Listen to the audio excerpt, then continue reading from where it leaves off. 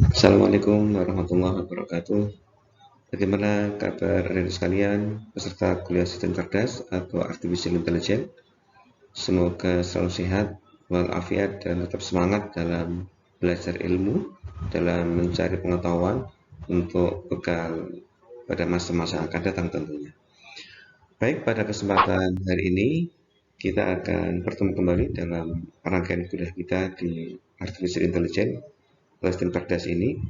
Dan pekan lalu atau pada pertemuan sebelumnya kita sudah diskusi terkait dengan dasar-dasar artificial neural network, dasar-dasar jaringan saraf tiruan. Dan pada kesempatan kali ini kita akan melihat arsitektur NN itu seperti apa. Bagaimanakah arsitektur neural network itu? Ya. Baik, ada sekalian yang berbahagia. Nah, sekarang kita akan lihat ya, bagaimanakah arsitektur NN ini.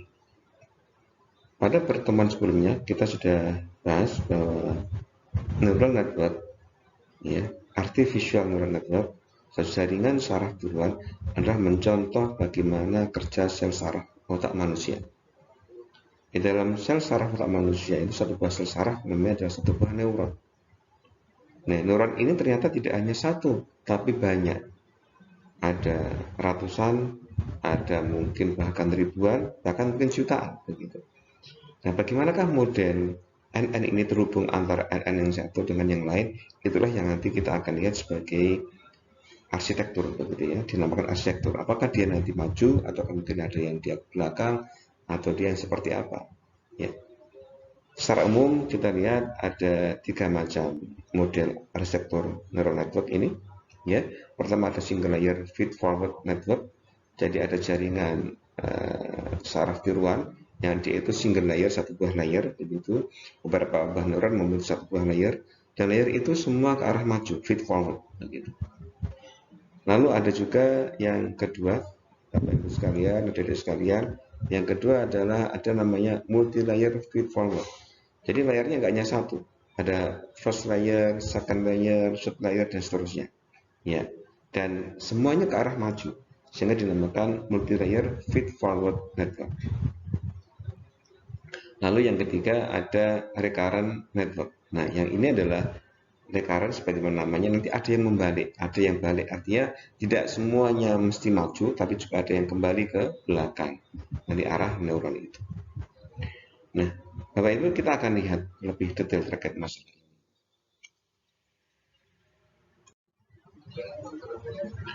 Baik, kita akan lihat yang pertama dulu, yaitu single layer feed forward network.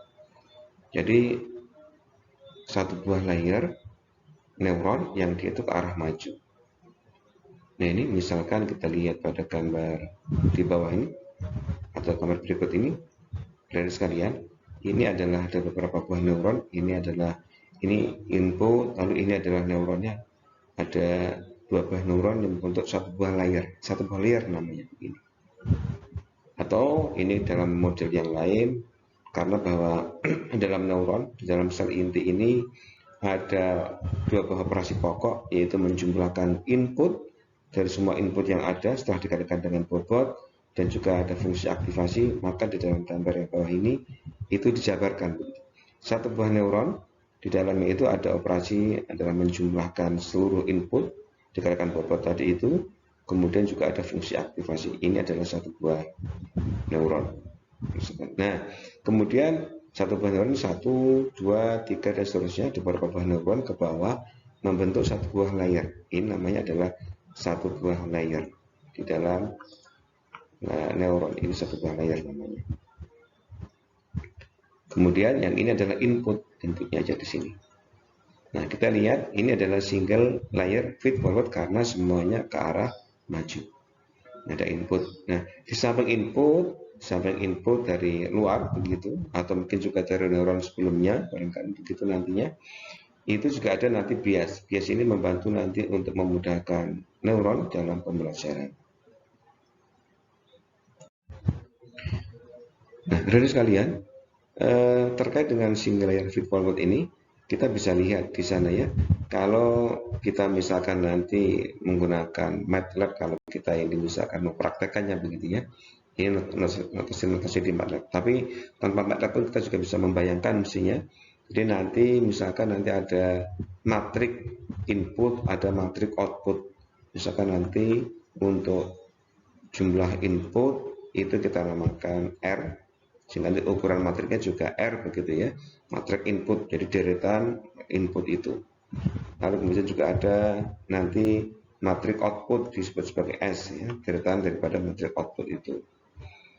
Lalu kemudian ya ini pola inputnya, ini kalau dalam bentuk matrik gitu ya, vektor matrik, nanti kita mendapatkan model ukurannya adalah R kali 1 ini ya, vektor kolom, jadi matrik yang berupa kolom begitu, ukurannya R kali 1 ya, R berapa jumlah barisnya kali 1 kolom nantinya itu. Kemudian outputnya adalah S, ini kita punya output S, ini juga berupa vektor kolom, dinamakan S kali 1, ini ukuran matriknya nanti itu. Kemudian input, output, kita juga punya bobot. Bobot pun juga nanti kita bentuk matrik, tapi matriknya ini kalau bobot berupa apa nanti ukurannya adalah S kali R begitu ya, sekalian S kali R. Nah, ini adalah bobot daripada bobot yang kita punya itu. Bobot nanti kan bobot itu ada di setiap input, itu ada bobot yang nanti mengatur seberapa akan dikuatkan atau seberapa dilemahkan di dalam sistem tersebut. Kemudian kita juga ada input namanya bias ya. Ingat, bias itu adalah input, selain input biasa juga ada input bias, input pembantu yang digunakan untuk memudahkan dalam belajar. Nanti namanya adalah bias itu. Dia juga nanti kita sebutkan, tuliskan dalam bentuk vektor, kolom juga. Lalu ada target. Apa target itu? Target adalah output yang dikehendaki. Jadi kalau output ini adalah output real yang di atas di sini, output real yang terhitung berapa. Target ini adalah output yang diharapkan, dikehendaki. Jadi outputnya itu nanti diharapkan akan sama dengan target. Nah, itu. Ketika berlatih, ketika training, bagaimana output yang dihasilkan sistem itu menuju sama dengan target. Kemudian berikutnya juga ada fungsi aktivasi F. Nah, ini fungsi untuk mengaktifkan dari nilai yang dihasilkan oleh neuron itu.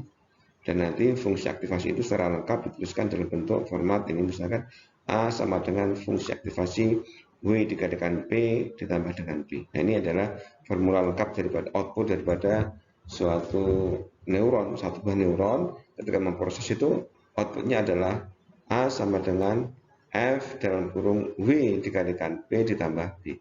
Semua dalam bentuk matrik ya, dari sekalian. Jadi nanti vektor atau matrik daripada bobot dikalikan dengan matrik P input ditambah dengan matrik bias. Nah, lalu masuk ke fungsi aktivasi hasilnya.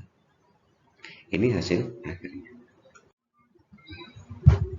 Baik, rekan sekalian, peserta yang berbahagia. Kemudian sekarang kita lihat berikutnya adalah kalau tadi single layer, sekarang kita lihat multi layer feed forward. Jadi ini adalah layer yang dia ke arah maju. Ya. Kalau tadi hanya ada satu buah layer, sekarang kita lihat ada beberapa buah layer. Misalkan di sini, ini kalau gambar yang sederhana di atas ini adalah input di sini, lalu kemudian ini adalah di layer pertama, di sini adalah layer kedua. Ya. Lalu kalau kita lihat gambar yang di bawah, gambar yang lebih detail lagi, satu buah neuron digambarkan di sana ada fungsi penjumlahan dan semua input sebelumnya yang ada, ditambah dengan ada juga fungsi aktivasi satu buah neuronnya di sini. Beberapa buah neuron bergabung membentuk satu buah layer. Nah, ini dinamakan sebagai first layer, layer pertama di sini. Lalu kita punya lagi second layer, ini adalah layer yang kedua di sini, sekalian. Kemudian ada berikutnya third layer yang ketiga. Nah, jika seperti ini tentu artinya bahwa dia tidak lagi single layer, tapi dia menjadi multi layer. Nah, dan di sini dalam kasus ini kita lihat semuanya adalah arahnya maju ke depan semuanya, sehingga dikatakan multi layer feed forward network. Jadi yang saraf di luar, yang dia itu arahnya semuanya maju ya ke depan. Nah, tadi yang tadi kita sampaikan sebelumnya bahwa satu buah layer itu diselesaikan dengan cara bagaimana? Nah ini ya, dia adalah A1, ini kalau layer 1 misalkan, A1 sama dengan F1, fungsi aktivasi 1, dari apa? Dari W dikalikan P ditambah dengan B. Ya, ya. W apa W itu W adalah bias bobot dikalikan dengan P ditambah dengan B adalah bias ya. Nah ini kalau ada I di sini itu apa? Itu adalah nanti indeks pembelajaran. Jadi dalam satu jaringan atau layar itu bagaimanakah kecepatan pembelajaran dari neuron tersebut. Nah, kemudian untuk second layer, nah berarti kan output dari layar pertama ini menjadi input dari layar yang kedua, second layer. Sehingga kita dapat ini A2 sama dengan ini A2 ya, bukan A kuadrat, bukan F kuadrat, tapi F2. Ya. Bapak sekalian, ada sekalian. Jadi A2 output layer kedua sama dengan F, hasil fungsi aktivasi kedua tentunya ya. Dari apa? Dari W kali A1. A1 dari mana? Dari output sebelumnya tadi itu A1 ya. Ditambah dengan B2 dengan bias yang kedua di sini. Nah, L ini adalah sama seperti yang pertama, yaitu adalah indeks pembelajarannya di layer kedua itu berapa, gitu. Ya, dan ingat bahwa B, A, juga B ini semua dalam bentuk matriks. Ini adalah output daripada nanti layer yang kedua. Kemudian layer yang ketiga, nah, nanti sama, kita akan dapatkan A3 sama dengan F3 fungsi aktivasi dari W dikalikan dengan A2 ditambah dengan B3 tentunya. Kemudian juga ada apa nama di sini? L ini adalah juga indeks pembelajaran daripada layer tersebut. Ya, dalam bentuk matrik ya mirip dengan yang tadi kita akan dapatkan ada input ini berupa matrik vektor atau kolom begitu ya, kolom. Kemudian output juga berbentuk kolom nantinya. Kemudian hidden output. Hidden output itu artinya adalah output yang dia belum output akhir begitu. Itu dinamakan sebagai hidden output. Output layer 1, output layer 2 dan seterusnya begitu. Ya. Ini juga berbentuk vektor. Kemudian juga ada bobot. Nah, bobot nanti kan setiap apa perubahan atau setiap antara layer 1 dengan 2 ada bobot. Kemudian juga layer 2 ke 3 juga ada bobot lagi, layer 3 ke 4 juga ada bobot lagi dan seterusnya. Ini ada bobot juga di sini. Kemudian juga ada bias, bias juga ada muncul di masing-masing layer. Kemudian ada target. Target ini tentu adalah target yang akhir. Target output terakhir harapannya berapa? Begitu. Kemudian F adalah fungsi aktivasi. Nah, kemudian ini kalau output masing-masing di layer ada output 1, ada output 2 dan yang seterusnya. Kita lihat seperti itu. Nah, sekalian. Baik, berikutnya kita akan lihat untuk model arsitektur yang berikutnya, yaitu ada yang recurrent network. Nah, ketika recurrent ini kita perhatikan gambar di sini, ini ada yang berbalik, teman sekalian.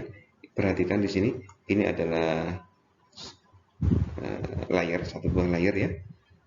Nah, ternyata bahwa output dari layer ini, output dari A1 katakanlah, dia kemudian bisa berbalik di sini ke belakang dan dia diinputkan ke bagian di sini. Nah, inilah yang menjadi namanya recurrent. Atau output dari A2 ini juga ada yang dibalikkan ke sini. Nah, ini ke sini. Nah, itu kemudian dinamakan sebagai recurrent. Nah, jadi ada yang berbalik ke belakang. Kalau feed forward tadi itu tidak ada, semua adalah ke arah maju tentunya. Baik, rekan sekalian, berikutnya kita akan lihat. Setelah kita bicara arsitektur, ada 3 hal tadi itu paling tidak begitu. Nah, kita lihat sekarang adalah bagaimanakah learning atau training yang ada pada jaringan saraf tiruan ini. Nah, dari sekalian, jadi ciri khas jaringan saraf tiruan atau ANN ini adalah dia bisa di training, dia bisa belajar begitu.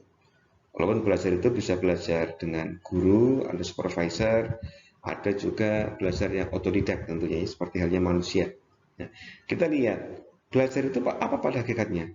Belajar itu hakikatnya adalah mengubah yang namanya bobot dan juga bias. Jadi tadi kan kita sampaikan di arsitektur yang di depan tadi itu bahwa output daripada sebuah neuron itu adalah menjumlahkan semua input dikalikan dengan bobot ditambah dengan bias lalu ada masuk fungsi aktivasi. Nah, kemudian diharapkan bahwa output itu sama dengan target, gitu, target. Nah, training atau learning itu adalah proses mengubah daripada bobot sehingga nanti outputnya itu akan sama dengan target. Itulah yang dinamakan dengan learning atau training. Nah, gitu. Jadi secara prinsip yang dinamakan sebagai learning atau training pada NN ini adalah memodifikasi variabel bebas yaitu bobot dan bias sehingga output dari NN nanti itu ya menghasilkan nilai yang dikehendaki. Ya, yang dikehendaki itu apa artinya? Dikehendaki itu artinya ada sama dengan target. Nah, sehingga nanti ketika kita memberikan training pada sistem kita, pada sistem neural network ini, nanti ada namanya training set atau data training set. Sekelompok data untuk training, begitu, training set itu. Sekelompok data itu berarti nanti ada pasangan data, bagaimanakah input dan bagaimanakah target yang dikehendaki. Itu adalah dinamakan sebagai data untuk training atau training set namanya nanti. Ya. Jadi sebagaimana seorang yang dia itu belajar ketika misalkan kita ngajari anak-anak kita yang masih kecil begitu, misalkan matematika yang sederhana 2 ditambah 2 sama dengan 4. Tentu ini kan ada soalnya. Soalnya datanya ada 2 ditambah 2. Kuncinya apa? Kuncinya adalah 4. Nah, bagaimana nanti kita mengajarkan kepada anak kita, didik kita itu bahwa 2 tambah 2 sama dengan 4. Nah, ini yang kemudian kita sampaikan ke anak-anak agar dipahami. 3 tambah 3 sama dengan 6. 2 tambah 4 sama dengan 6. Nah, ini kan data-data untuk training yang kita sampaikan kepada anak-anak yang sedang belajar tentunya.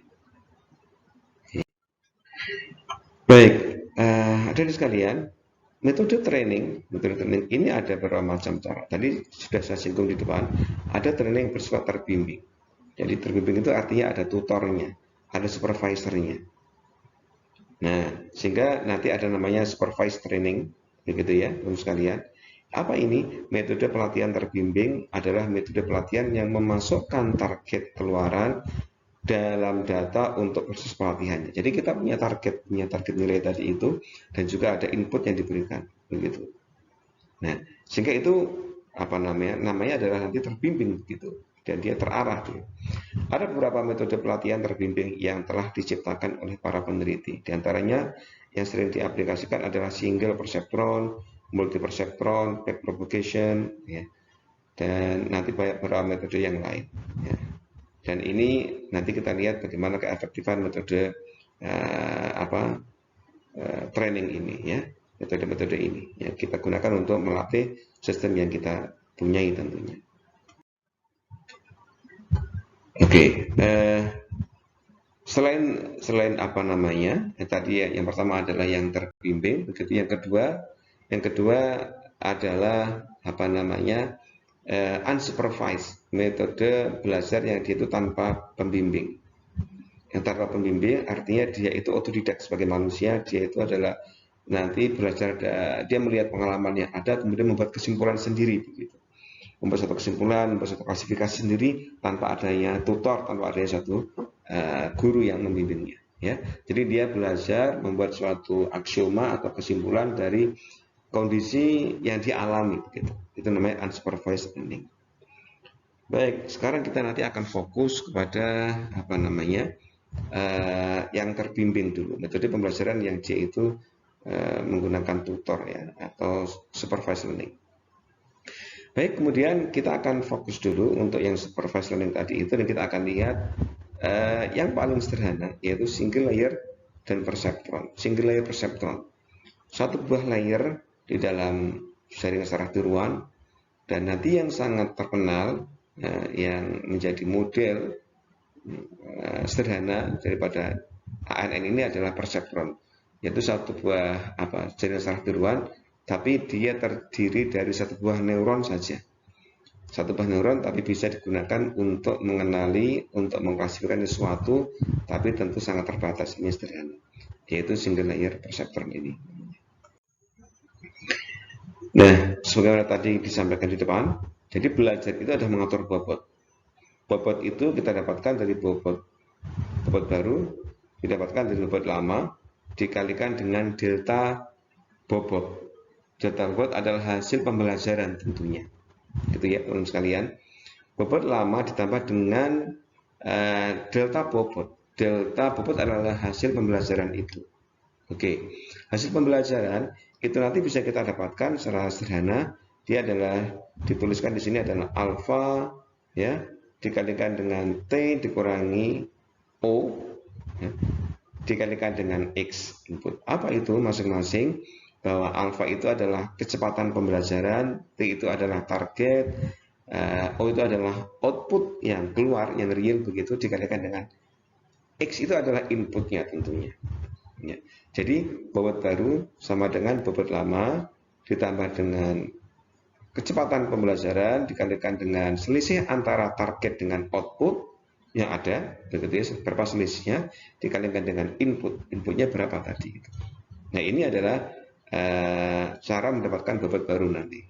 Ya, jadi setiap kita training kita terus mengatur bobot.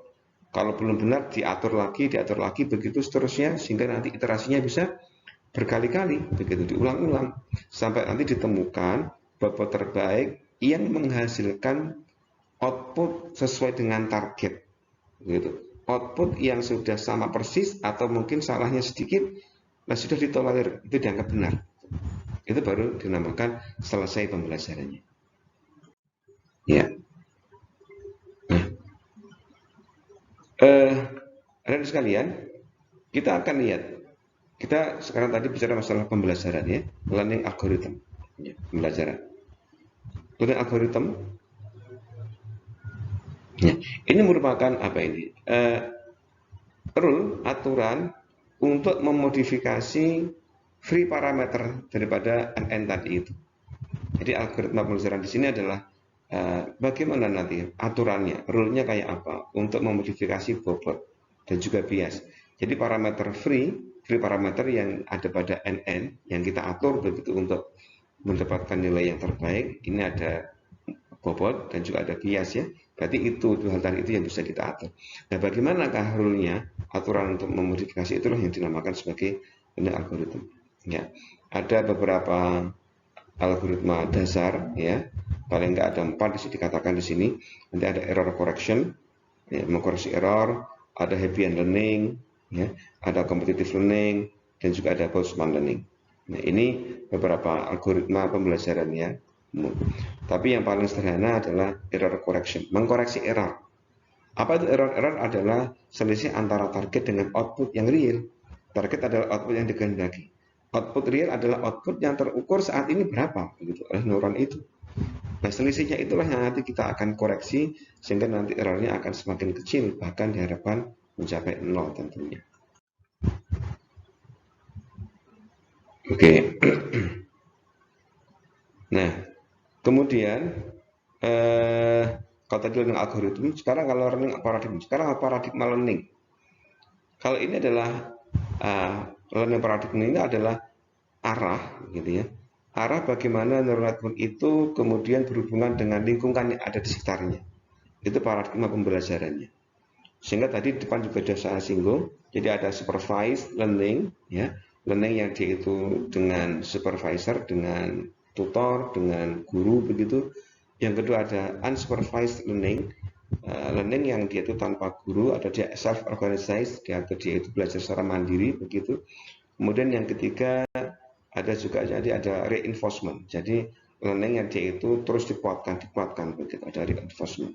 Ada beberapa model ini. Baik, teman-teman sekalian, berikutnya kita akan lihat learning task.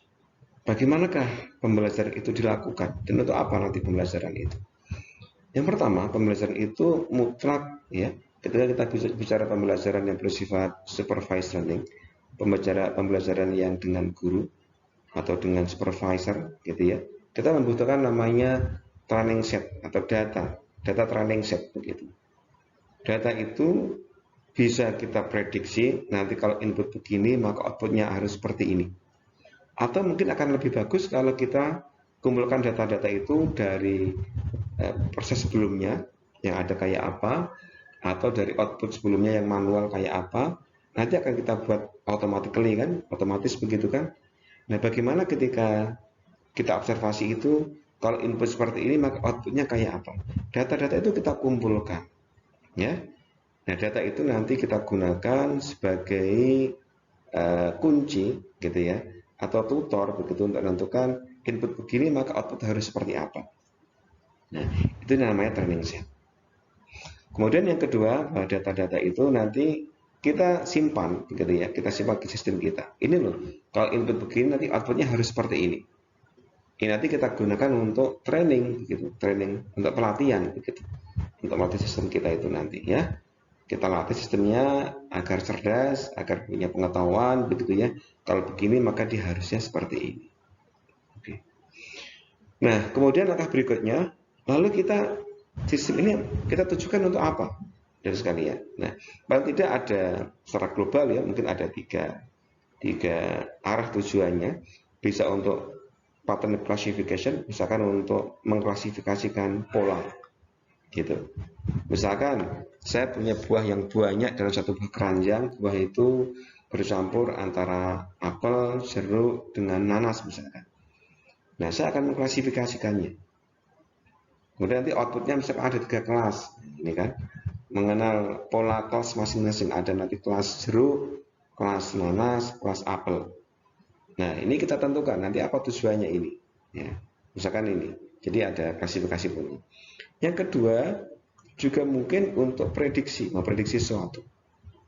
Misalkan saya akan memprediksi stok jumlah stok barang di gudang, atau memprediksi nilai, memprediksi suatu kondisi, memprediksi ini juga bisa digunakan. HAN juga bisa digunakan untuk memprediksi sesuatu. Kemudian kalau orang-orang teknik begitu juga bisa langsung digunakan untuk controlling, membuat suatu pengontrolan. Nah, kontrol adaptif misalkan, kontrol yang dia itu bersifat adaptif, artinya bisa berubah-ubah output controllingnya nanti tergantung kondisi lingkungan misalkan adaptif, atau juga mungkin inverse control, atau mungkin active noise control, kontrol yang dia itu untuk kontrol noise misalkan, nanti seberapa banyak zat yang perlu ditambahkan agar nanti noise-nya itu akan hilang, misalkan active noise control. Nah, itu nanti juga bisa diatur menggunakan NN ini. Ini contohnya fungsi. Baik, teman-teman sekalian, dari beberapa slide sebelum tadi itu kita bisa lihat ya, kita lihat beberapa kesimpulan, gitu ya, summary of neuron. Neuron, satu buah neuron tentunya ya, atau satu buah neuron yang perseptron barangkali begitu. Nanti kita lihat beberapa summary-nya yang sudah kita diskusikan. Satu buah neuron tadi itu, misalkan untuk single neuron, satu buah neuron itu tidak bisa nanti menghasilkan sesuatu yang sempurna begitu, tidak akan bisa menghasilkan yang perfect dalam sesuatu fungsi aplikasi. Tapi ya nanti agar bisa punya powerful begitu, punya kekuatan yang lebih begitu ya, punya fungsi yang lebih begitu, maka sebaiknya neuron itu kita gabungkan dengan beberapa neuron yang lain sehingga nanti membentuk suatu layer begitu, dan layer itu juga bisa kita gabungkan lagi nanti menjadi multi layer begitu. Sehingga ada satu buah neuron menjadi sebuah layer nanti bisa ada multi layer. Nah, layer multi layer inilah yang nanti malah menjadi great power, artinya menjadi sesuatu yang bisa bermanfaat lebih banyak lagi, yang bisa presisi sesuatu yang kita prediksi misalkan begitu. Oke, kemudian kalau kita bicara hubungan tadi ya, nah, kita sudah bicara layer, lalu kemudian ada beberapa layer, bagaimanakah arsitekturnya? Ya, arsitektur ini adalah menyangkut adalah bagaimana banyak layer di dalam suatu jaringan saraf begitu. Nanti ya, bagaimanakah hubungan antar neuron dengan neuron yang lain dalam sebuah layer atau juga dengan layer yang lain begitu. Nah, ini dinamakan sebagai arsitektur neural network tadi itu. Yang tadi kita sudah bahas ada single layer, multi layer, juga ada recurrent tadi itu ya. Oke. Baik, kemudian yang ketiga teman sekalian, the best arsitektur, ya, atau yang paling baik, ya, itu ada tergantung daripada tipe daripada problemnya. Ya, problemnya kayak apa, begitu ya. Tentu ini akan menentukan nanti model arsitektur yang paling baik. Tidak bisa satu buah layer kemudian tidak mungkin apa namanya arsitektur yang sama, gitu ya. Kemudian dipukul rata untuk semua model problem, tentu akan beda-beda. Kemudian ya, jaringan searah turunan yang dia itu linear. Linear itu artinya adalah fungsi aktivasinya linear, begitu ya, yang linear. Nah, dan dia itu nanti di dalam linear tadi itu semakin dia itu memiliki jumlah neuron yang lebih banyak, gitu ya, di dalam hidden layer, di dalam layer yang tersembunyi, maka dia bersifat lebih powerful, lebih uh, persisi, lebih bermanfaat dibandingkan dengan neuron yang kecil. Tapi ini yang linear, tentu yang linear. Yang linear, hidden layer-nya itu maka semakin banyak itu akan semakin bagus. Disebutkan di sini ya. Tapi itu yang linear. Tapi kalau yang nggak linear tentu akan berbeda lagi urusannya. Kemudian yang kelima, poin penting kelima adalah apa? Sangat satu buah neuron. Artinya apa? Model ANN yang paling sederhana adalah perseptron, satu buah neuron. Gitu. Nah, satu buah single layer neuron, bahkan perseptron tadi itu tidak banyak bisa menyelesaikan masalah. Tapi ya, ketika nanti hanya digunakan yang bersifat linear memisahkan dua buah fungsi, katakanlah dua buah kelompok A dengan B begitu aja, maka dan dia itu linear sifatnya, maka itu bisa digunakan dengan perseptron yang hanya satu buah layer saja. Gitu. Tapi untuk fungsi-fungsi yang lebih maksimal, artinya nanti apa namanya yang lebih kompleks atau mungkin juga non linear, maka itu tidak bisa diselesaikan hanya dengan single layer saja, tapi mesti kita menggunakan multi layer tentunya. Kemudian bias ya, dengan adanya bias ini akan memudahkan NN untuk training, untuk belajar dibandingkan dengan NN yang tanpa bias. Jadi bias itu juga tidak wajib, artinya tidak harus tiap arsitektur NN itu punya bias, ya, tidak, ya. Output input bias tadi ya, jadi inputnya NN itu ada dua, ada input yang biasa, bisa dari lingkungan di luar atau mungkin dari neuron sebelumnya, tapi juga ada bias. Bias ini nggak wajib, gitu ya. Tapi ketika ada bias, nanti itu bisa memudahkan neuron untuk melakukan training atau learning, pembelajaran. Nah, begitu. Nanti kita akan lihat ya, di sesi berikutnya ya. Nanti kayak apa fungsi bias itu, nanti bisa kita lihat berikutnya. Baik teman-teman sekalian, barangkali itu ya yang dapat saya sampaikan. Terima kasih atas perhatiannya. Jadi insya Allah nanti pada pertemuan yang akan datang kita akan coba lihat lebih detail bagaimanakah training itu dilakukan, begitu ya. Ketika nanti ada input, ada output, bagaimana training itu dilakukan. Yang tadi dikatakan bahwa training itu adalah memodifikasi bobot. Bagaimana itu kita lakukan? Bagaimana peran input dan juga bias nanti dalam kita menentukan suatu output. Sekali lagi terima kasih. Sampai jumpa lain kali. Wassalamualaikum warahmatullahi wabarakatuh.